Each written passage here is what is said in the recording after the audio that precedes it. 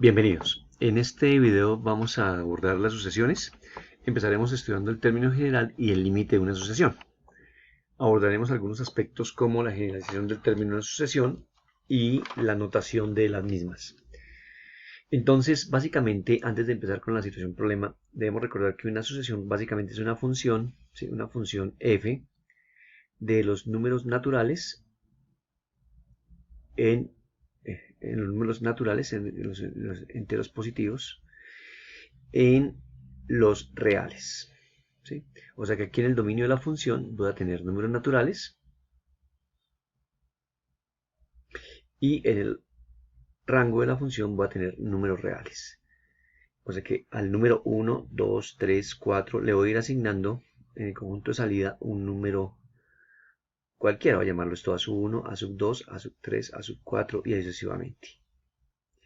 Bien, entonces empezamos ahora sí con el problema. Dice, para la sucesión a sub 1 igual a 2 y a sub n más 1 igual a sub n sobre 1 más a sub n, liste los 5 primeros términos de ella y si existe el límite de la sucesión, determínelo.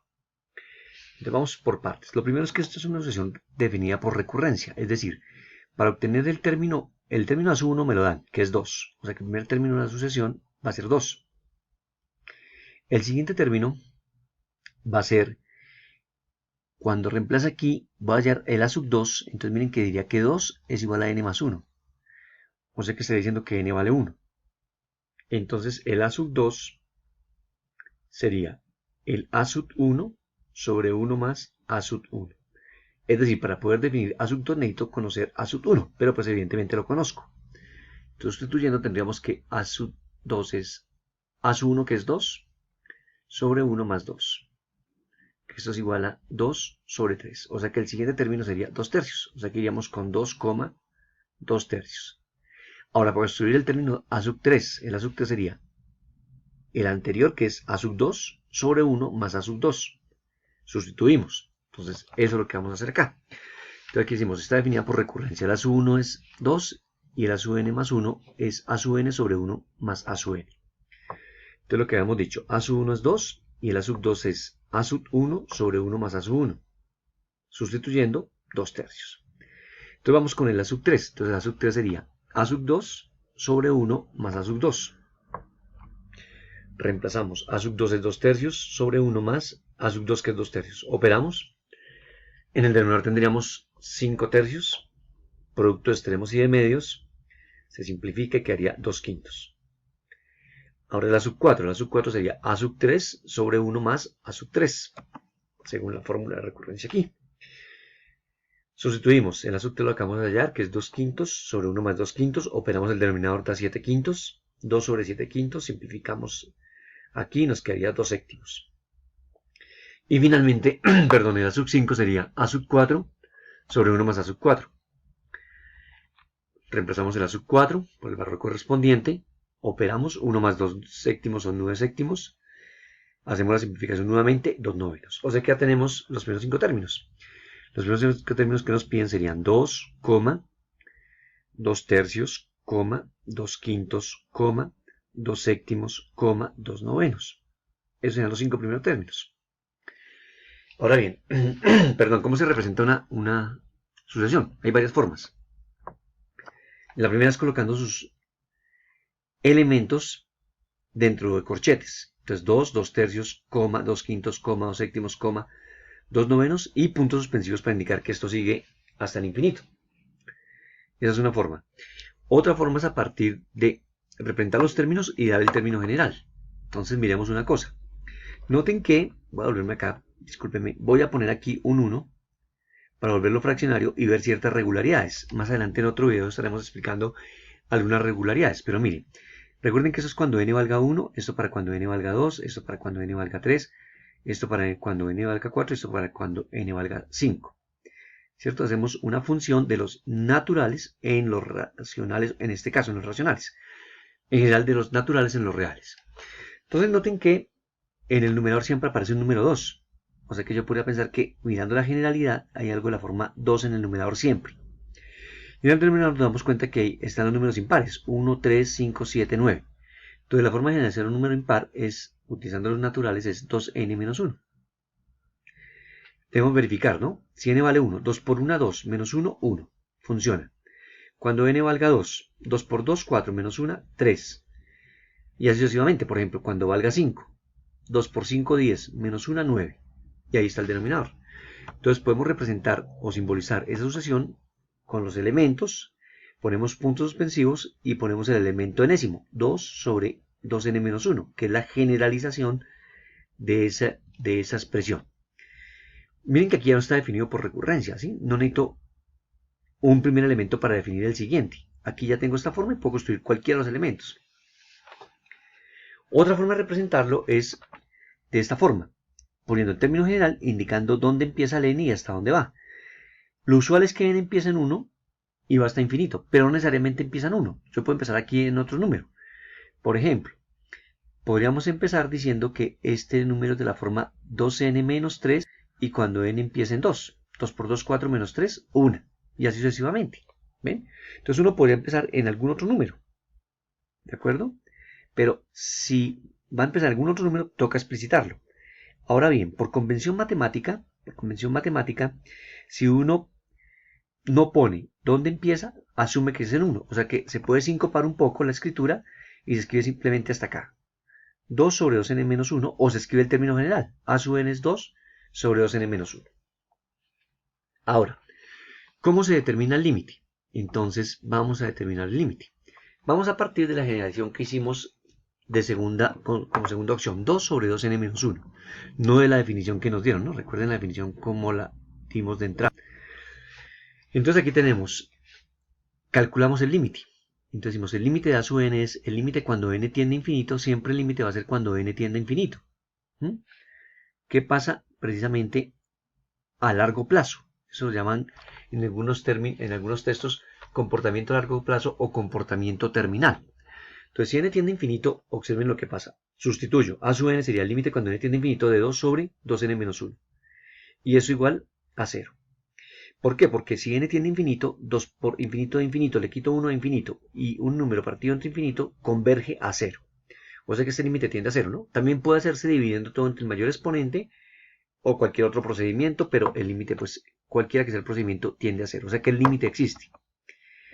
Ahora vamos a hacerlo con esta definición. Entonces miren que si estoy en el infinito, ahorita vamos a ver en la parte gráfica, la sucesión realmente va a ser una cosa de esta forma. 1, 2, 3, 4, 5 y puntos suspensivos, ¿cierto? Aquí va a estar nuestro n y aquí va a estar nuestro término evaluado en n, o sea, el a sub n.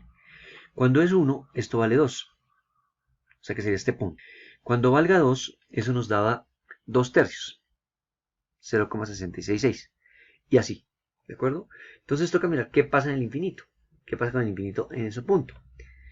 Miren que intuitivamente, ahorita lo vamos a visualizar, por la gráfica uno diría que eso tiende a 0. Ahora, claramente no podemos apostar una mano a que eso es 0. Tenemos que mostrarlo analíticamente. Entonces miren lo que pasa en el infinito. Si yo estoy en el infinito, no importa cuál sea el término, va a poner por allá en el infinito, imagínense esto, hacia el infinito. Aquí tengo el a sub n y aquí tengo el a sub n más 1. Pero si el límite existe, entonces el límite en a sub n tiene que ser igual al límite en a sub n más 1. O sea, el límite cuando n tiende a infinito de a sub n más 1, el mismo que el límite cuando n tienda a infinito de a sub n, igual al límite cuando n tiende a infinito de a sub n menos 1. Si el límite existe, debe ser el mismo. Entonces, partimos de esto y ahora sustituimos. ¿Quién es a sub n más 1? Lo reemplazo. Y vamos a suponer que el límite cuando n tiende a infinito de a sub n existe. Digamos que es L.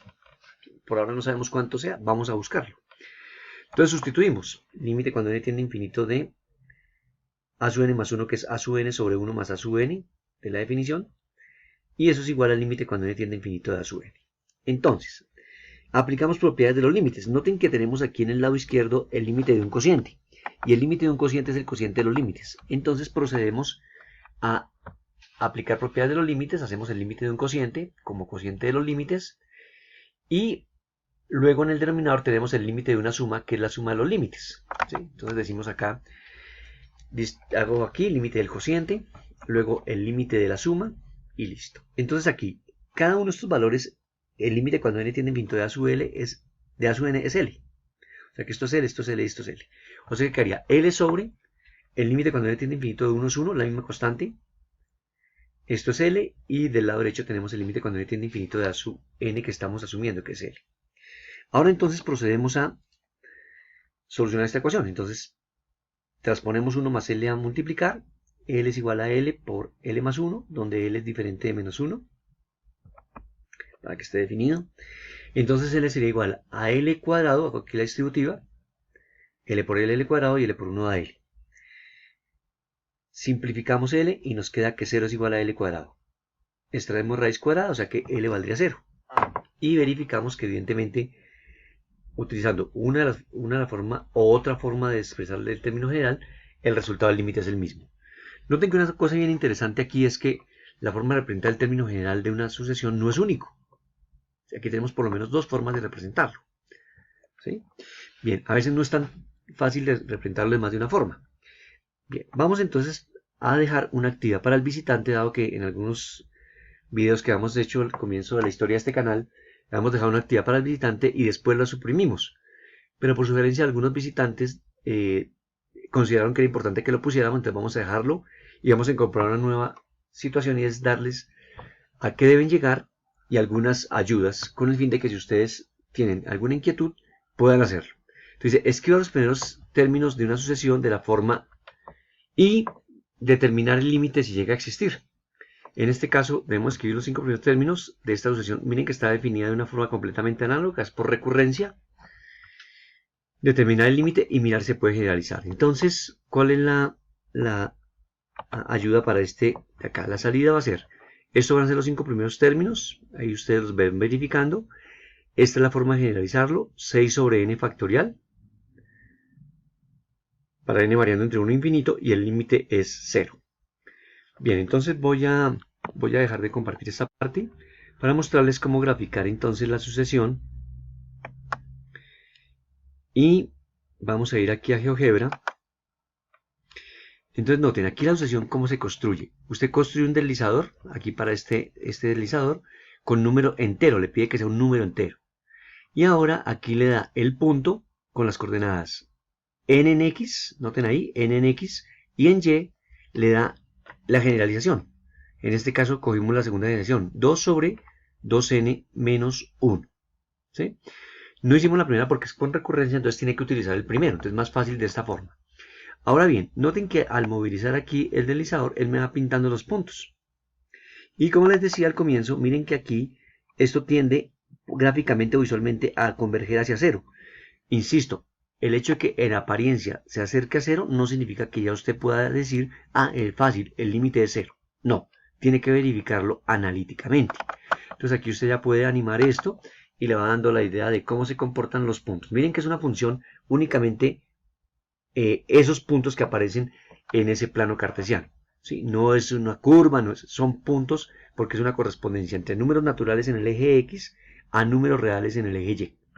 Muchas gracias por su visita, no olviden dejar sus comentarios y practicar con las actividades que vayan siendo emergentes.